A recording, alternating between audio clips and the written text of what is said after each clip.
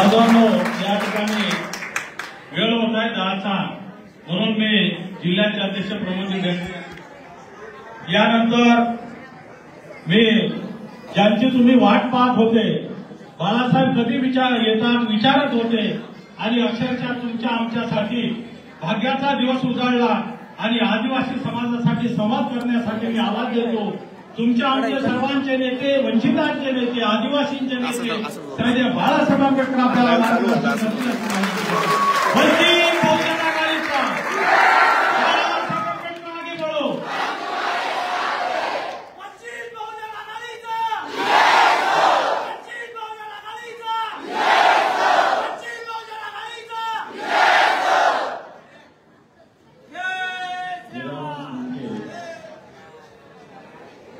त्याच्याचबरोबर मंचाचे संचालन करणारे गौतम गवई ज्यांनी आपल्या समोर मनोगत व्यक्त केले असे असणारे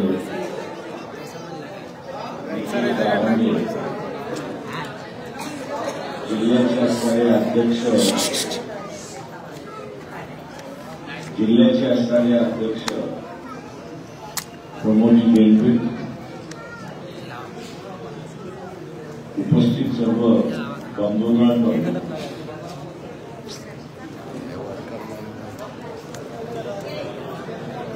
गेल्या अनेक वर्षापासून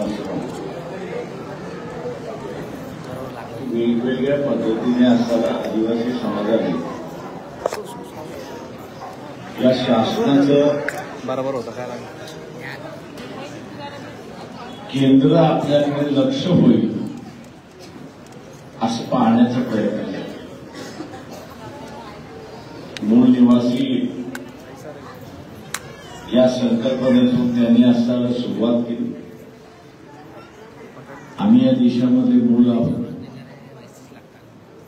इथलं पाणी, जंगल आणि जमीन याच्यावरती आमचा असणारा अधिकार आहे। या सगळ्या घोषणा झाल्या, परंतु शासन काही जागं झालं नाही अशी परिस्थिती आहे। आदिवासी समूहाचा आपण असणारा इतिहास पाहिला तर ब्रिटिशांच्या राज्यामध्ये सुद्धा जे ट्रायबल एरिया आहे, आदिवासी एरिया आहे, त्याच्या आतमध्ये कधी ब्रिटिशर गेले बाहेर राहिले अशी असणारी परिस्थिती आहे। याचं कारण जुन्या काळामध्ये जे काही विषाचं असणारं धनुष्यबाण होतं त्याला सगळेच घाबरत होते आणि म्हणून आतमध्ये जायचंच नाही अशी असणारी परिस्थिती। परंतु पूर्णपणे आदिवासी समूहाचं मनोबल, त्यांची असणारी हिंमत, त्यांचा असणारा ध्येयपणा हा तोडण्याचं काम त्या काळी झालं आणि ते ब्रिटिशांच्या काळामध्ये फॉरेस्ट ऍक्ट जो आला, म्हणजे जंगलच्या संदर्भातला जो कायदा आला, त्या कायद्याच्या मार्फत आदिवासी समूहांवरती असणारं नियंत्रण करण्याचा प्रयत्न त्या ठिकाणी झाला आणि जो 1980 आणि त्याच्यानंतर 2000 त्याच फॉरेस्ट ऍक्टमध्ये बदल झाला। त्या बदलाच्या प्रमाणामध्ये आपण असं बघितलं तर आता आदिवासींचा अधिकार, जंगलावरचा अधिकार हा पूर्णपणे नष्ट झाला अशी असणारी परिस्थिती। आताची परिस्थिती आपण असताना पाहिलं तर कुपोषण आहे।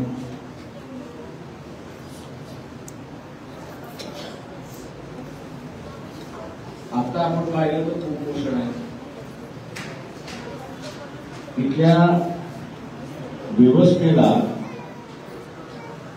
ना आदिवासी संस्कृती कळली, ना इथं असणारं आदिवासींचं जीवन,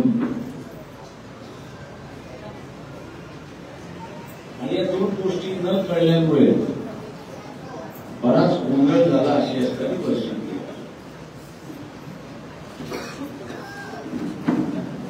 एक तर जे आदिवासी पाडे आहेत त्या वाड्यामध्ये सामूहिक जीवन होते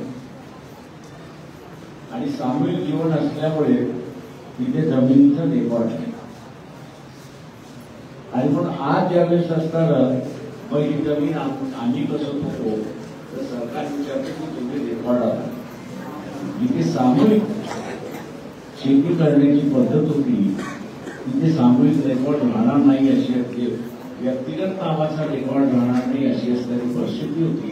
आणि म्हणून मी म्हणतोय की जुन्या परंपरेच्या काळापासून जुन्या काळापर्यंत आदिवासींची जगण्याची पद्धत आणि गैर आदिवासींची जगण्याची पद्धत या दोन वेगवेगळ्या होत्या. आणि म्हणून आज आपण असं बघत असाल की कायद्याच्या भाषेमध्ये झालं तर आदिवासींसाठी वेगळा कायदा करावा अशा रीतीची असणारी सूचना त्यावेळेस संविधान समितीमध्ये बाबासाहेबांनी केली. आणि त्यांनी हे केलं की या देशातले जे कायदे आहेत ते आदिवासींना लागणार नाहीत अशी असणारी म्हणतोय की आता मोठ्या प्रमाणात जो आदिवासी अजूनही पाड्यांमध्ये राहिलेला आहे त्याला हुसकवण्याचं कामकाज मोठ्या प्रमाणात चालू. आता ही जी घोषणा आहे जल जंगल जमीन ये हमारी है, ही जी घोषणा आहे या घोषणेमध्ये प्रचंड मोठी असणारी ताकद काय आहे की जे आदिवासी पाडे आहेत त्या आदिवासी पाड्यांची जी जमीन आहे त्या जमिनीमध्ये खनिज आहे, त्या जमिनीमध्ये लोखंड आहे, त्या जमिनीमध्ये पत्रा आहे, त्या जमिनीमध्ये तांबा आहे, कोळसा आहे आणि काही ठिकाणी सोन्याच्या खाणी सुद्धा.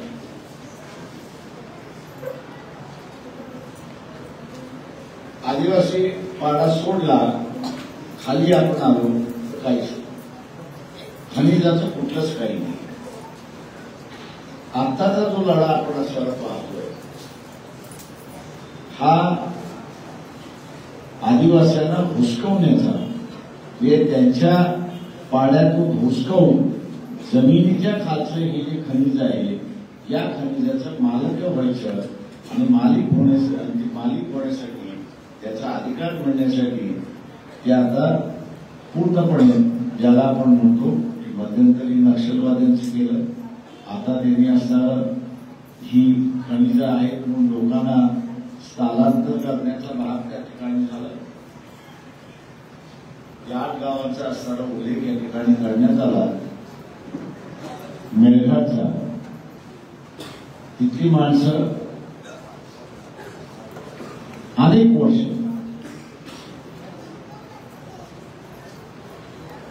वन्य प्राणी जे होतं त्याच्याबरोबर तो जगत. तर त्यांनी असताना त्याचं आयुष्य त्याच्याबरोबर जुळवलं. परंतु इथल्या शासनाला आम्ही काहीतरी करतोय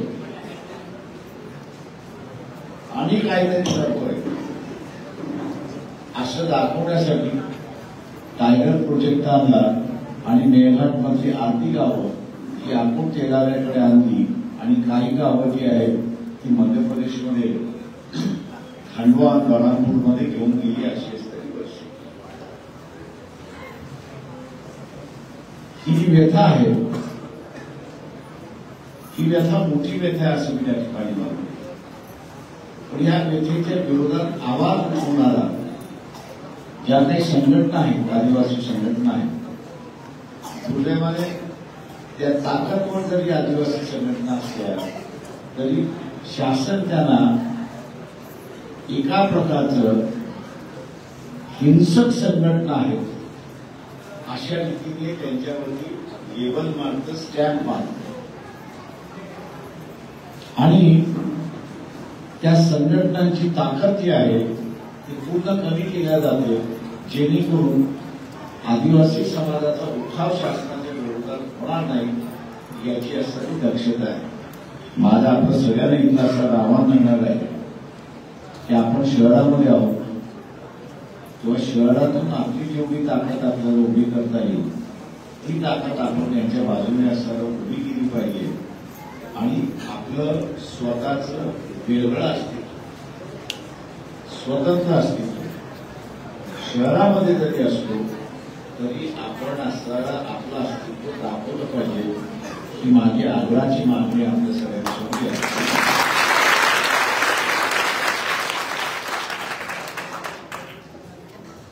या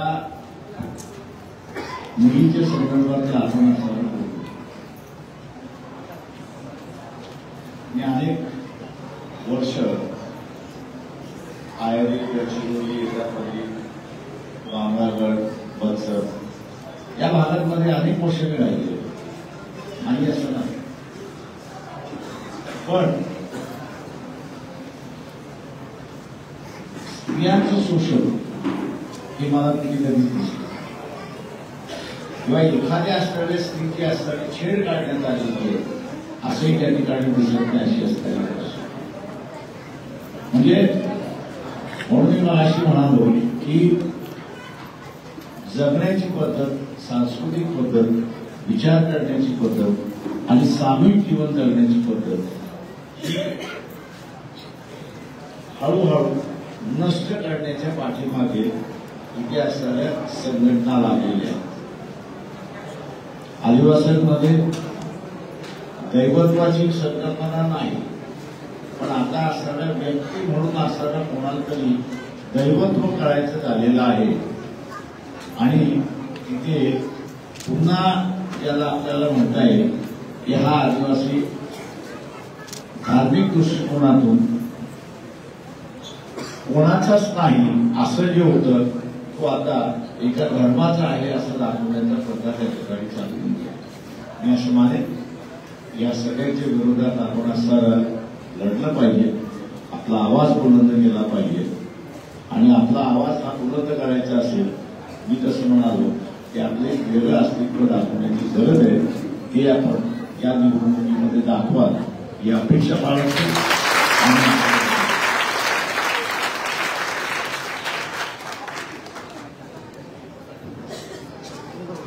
त्या ठिकाणी